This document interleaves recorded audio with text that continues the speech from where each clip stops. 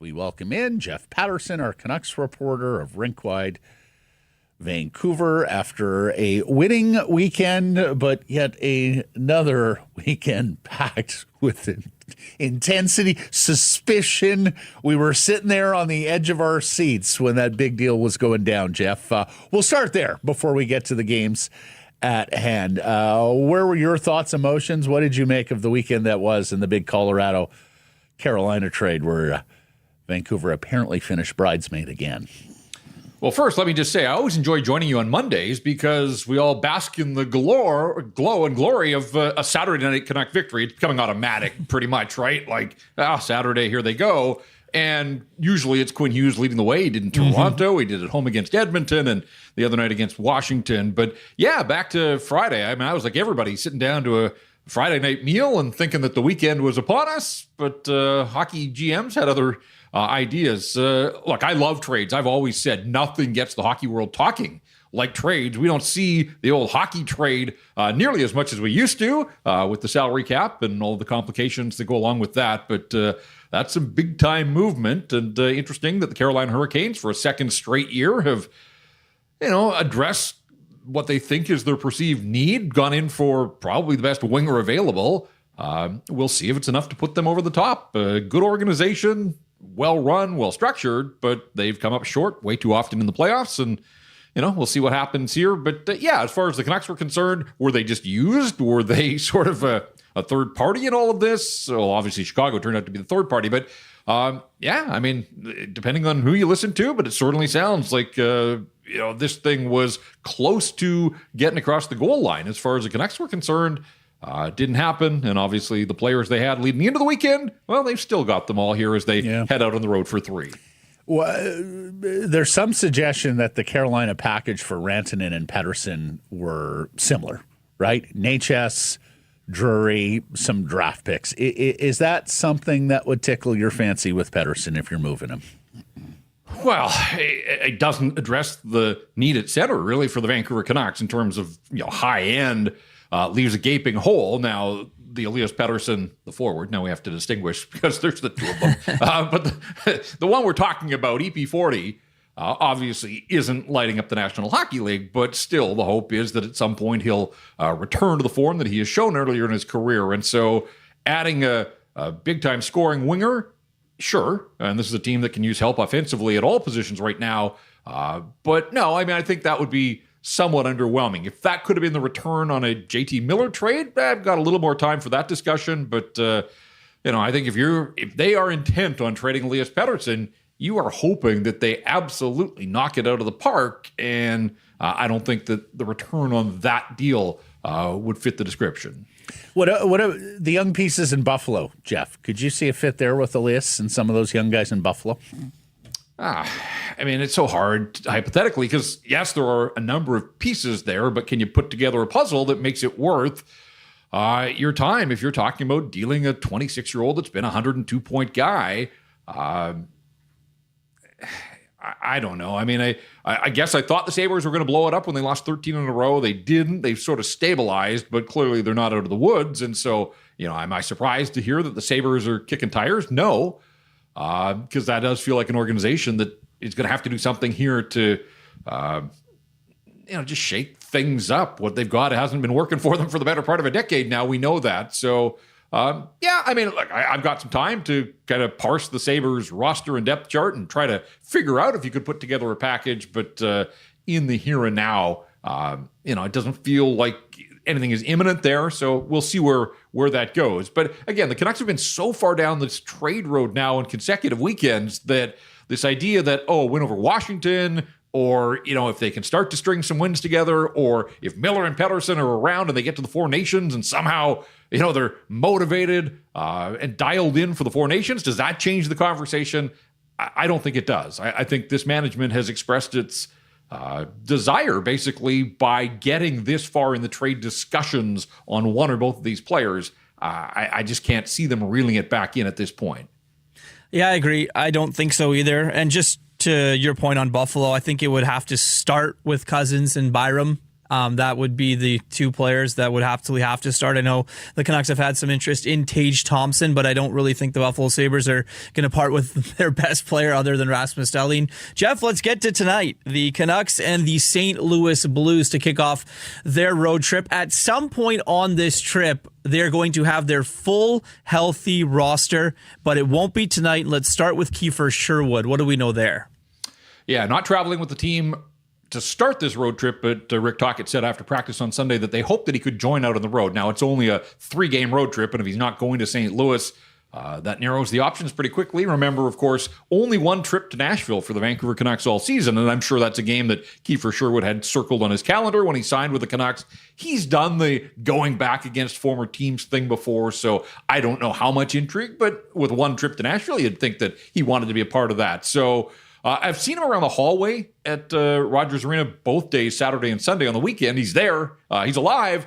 Still don't know the nature of the injury that took him out of the game in the second period in Edmonton, but this will be 2 games in a row now that the NHL's hit leader has missed action, the first games that he's missed all season. So no Kiefer Sherwood. The intriguing one to me is Dakota Joshua has returned to full skating with the Vancouver Canucks out of a non-contact jersey. He's close. He says he's ready to go, and he's a game-time decision. Now, as the Canucks woke up on Monday morning, he was still on injured reserve. They'd have to activate him. But with the move to send Mark Friedman down over the weekend, they do have an open spot. So it's just paperwork at this time. If Dakota Joshua is good to go, they can activate him, and he could be in the lineup against the St. Louis Blues after missing 10 games with a lower body injury suffered against Nashville back on January the 3rd. And we had a good chat with him after practice on Sunday. Obviously, it has been just a tough season. I mean, there's no other way to describe it for Dakota Joshua with the cancer diagnosis. And as he said, he thought he was finally getting to his game and starting to come around there early in the new year when he left the lineup. So, again, you're hoping that he can launch because it just hasn't happened for him yet this point the season. So they'll welcome his size back, especially if they are without Kiefer Sherwood for a whole lot longer here. No morning skate for the Canucks. Won't get to hear from Rick Tocchet until probably just before game time. They won on Saturday, although it was on the heels of their defenseman, Quinn Hughes. Do you expect same lines, similar lines, or maybe change, obviously, if Dakota Joshua is back in the lineup? But that was quite the blunder that we saw on Saturday morning and into Saturday evening. Well, a couple of things are interesting to me. One is that they practiced on Sunday. It's not a short flight from here to St. Louis, and they were coming off a good win. I thought they would be rewarded with just get on the jet and go. But I asked Rick Tocchet about that, and he said, look, with a guy like D-Petey inserted into the lineup, with the changes that he made to his forward groups for Saturday night, he said he just needed some continuity here, some touches of the puck, and they're not going to have a lot of practice time on this road trip or really between now and the Four Nations break. So he just wanted to get guys. It was a quick 25, 30-minute practice, but he just wanted some puck touches and trying to get a little more chemistry with some of those new line combinations. So, but the way they skated, they get Tyler Myers back. He's out of the doghouse, the league's doghouse. He's served his 3-game suspension, so he'll get plugged right in. But based on Sunday's practice, it looks like D-Petey's going to keep his spot in this lineup and play for a second straight game. And that would mean that Vinny Desharnais, who, boy, he's had a tough week and had a pretty tough season. It looks like Desharnais and Noah Juulsen would then be the extra defenseman for the Vancouver Canucks. So D-Petey coming off, I thought, a pretty decent NHL debut the other night. I love the fact that the Canucks were like, we don't care that it's the top team in the National Hockey League. We're throwing this guy, into the deep end, see if he can sink or swim. He played 10 and a half minutes. It was interesting that he didn't play the final 9 minutes of the hockey game as they nursed the 2-1 lead. So short in the bench. The rookie was the sort of the odd man out there. Not a huge surprise. But I loved Rick Tocchet's description of what they like about him and the fact that he wants to blow guys up. That he can break the cycle behind the net, and he's looking to blow guys up. So, that they like their big defensemen. And all things considered, hey, like given the stage and just sort of the way that this team is going, I think injecting some fresh legs and some new blood into the lineup but was fine. He looked all right. So, if he stays in, he's earned his opportunity. What's he trying to achieve with these new forward combinations, Jeff? It's quite a blender here to have Paterson with the 2 Swedes, DeBrusk with Suter.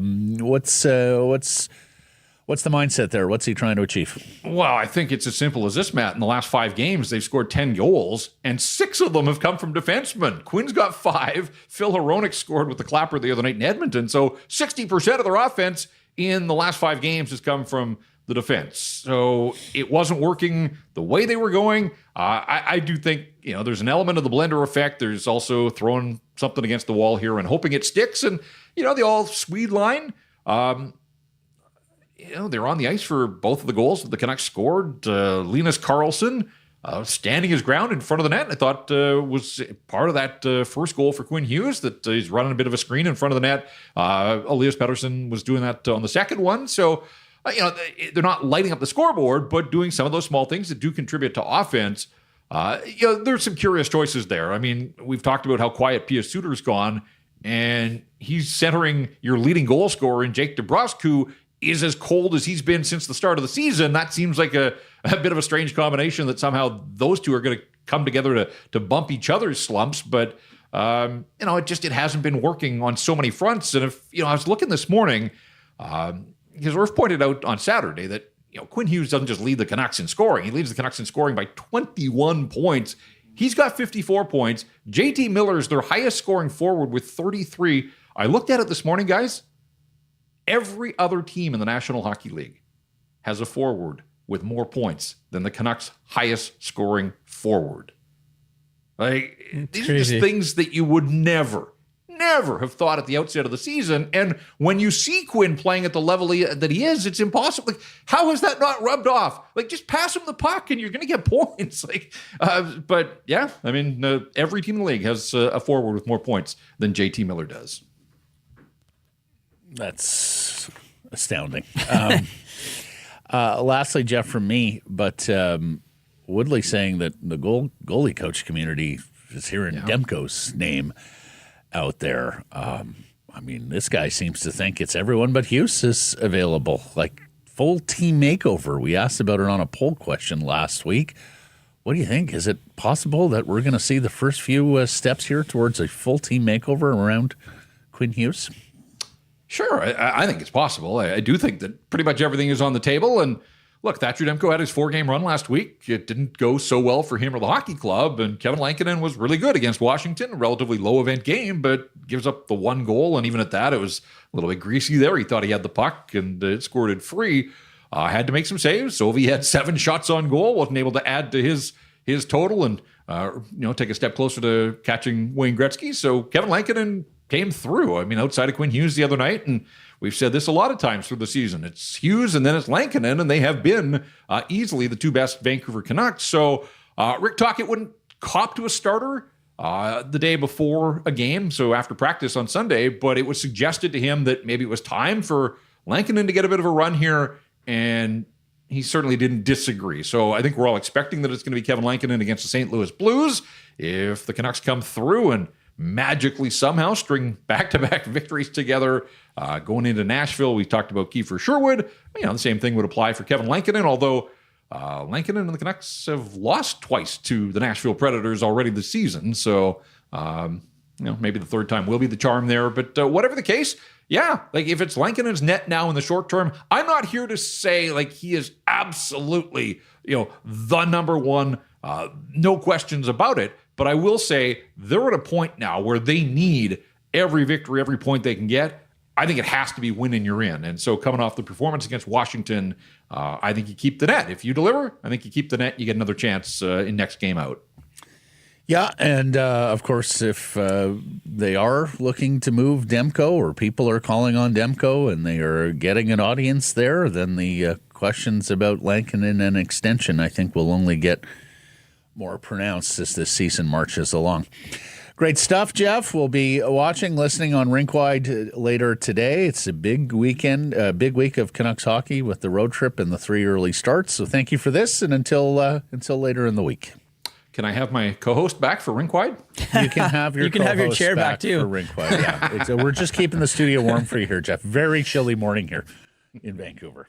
Thanks, buddy.